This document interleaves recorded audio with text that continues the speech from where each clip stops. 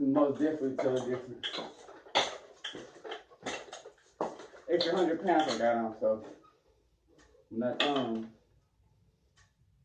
get it marketed and basically to the production stage. Probably a 50 to 60% weight reduction with the polyurethane materials and the new lightweight materials, hard Kevlar plating.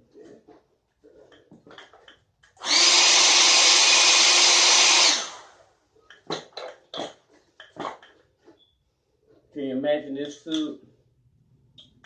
Less than half the weight, 3 times the power in the legs for its EDF.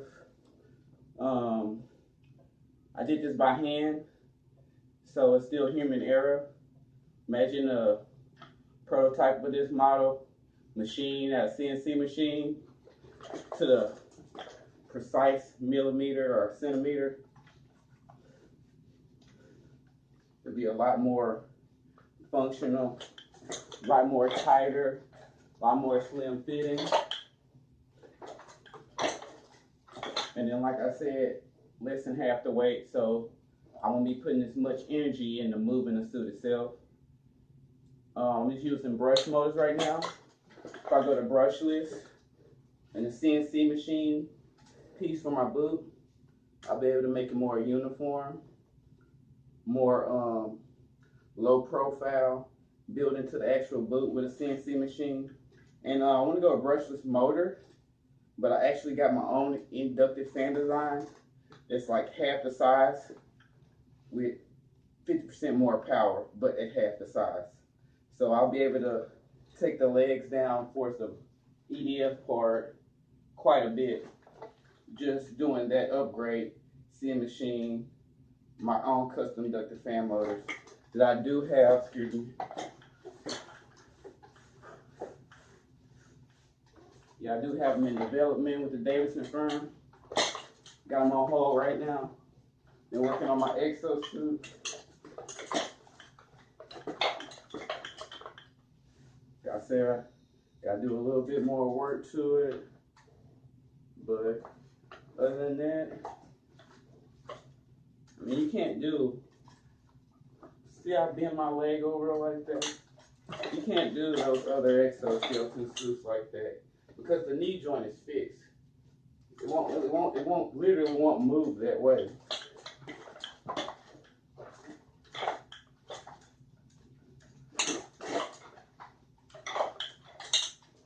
See that? You can't move those suits like that. Those suits I'm showing you, those pictures I'm showing you, you can't move your legs and none of that crap. I mean, you're pretty much stuck in this position and you're this way, this way, this way, this way, and your knees bend up and down, back and forth, and you're pretty much walking like a duck. With this, like I said, I mean, I can dance in these things if I want to. The 100 pounds that I got on, I got a fake hip, and shit, I only weigh 125 myself. This shit almost weigh as much as I do. 20 more pounds. If I was to throw those arms on, this shit would be weighed as much as I do. And I'm basically climbing up this couch with the weight of another person that's about my size on me effortlessly.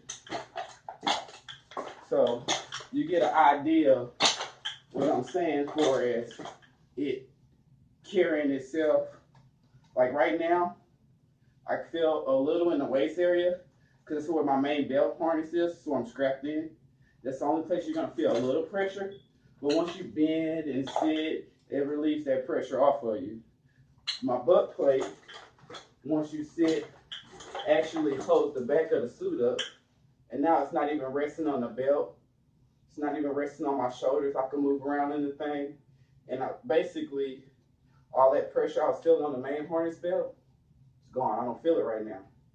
No pressure on the shoulders. Right now, I'm just floating in the suit, and I don't even feel it on me as I'm sitting down. When I stand up, I feel a little bit more because my body still got to balance it and hold it up, and that's where the main harness gives you the pressure. But like I said, when you sit down in the suit, you don't have that problem. They say you're just basically floating in there. I'm sitting down. Stand up. Like I said, I just stood up with extra 100 pounds on me with a fake hip and a bad back. So that tells you, I mean, I got 100 extra pounds on me. I mean, look at how easy I move. Like I said, polyurethane tailboard foot, no metal. Man, I'm telling you, like, it'll take this 100 pounds to 40 pounds. Better springs, so I have more power on the springs. The brushless, like I said, custom ducted motors, more low profile. If I can get a CNC machine piece. But in general, just switching to brushless in the same area I got the motors and using the same ducts or motor mounts, I would still get twice the power. But like I say, I really want CNC machine with my custom motors that I got in development. Half the size, 50% more power. I mean, that's what I want. Like I said, even a 3D printed version for just like outdoor utility use would be great, you know.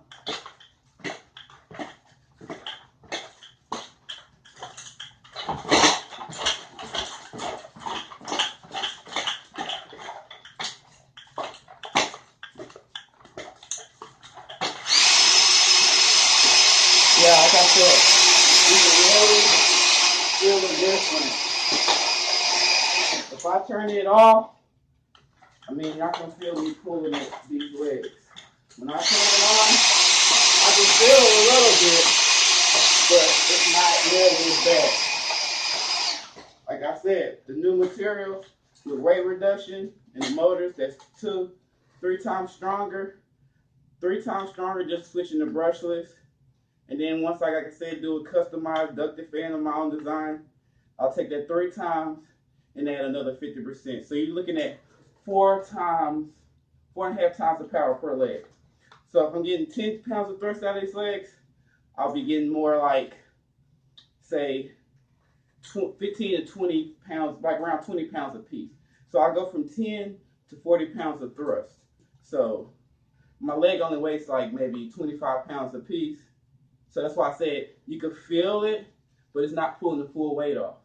Once I do a weight reduction, it's less weight to move. It's more powerful motors, meaning it's pretty much I'm trying to get a 1-to-1 power weight to weight ratio, meaning that the same amount of power that my legs are pushing, it's the same amount they weigh. So they basically be weightless for momentum. And the good thing about EDF or air power, once you jump in the air, it continues to push you through the air. When you go gears, hydraulics, cable system, they only have power when they're on the ground because that's what they influence. They push off the ground. Ducted fan, they push off the air. There's air all around you, whether you're touching the ground, in the air, or swinging from the tree. You still got air around you. So they always will be able to do their job no matter where you is. They don't have to be in contact with anything but the actual atmosphere. And no matter if you land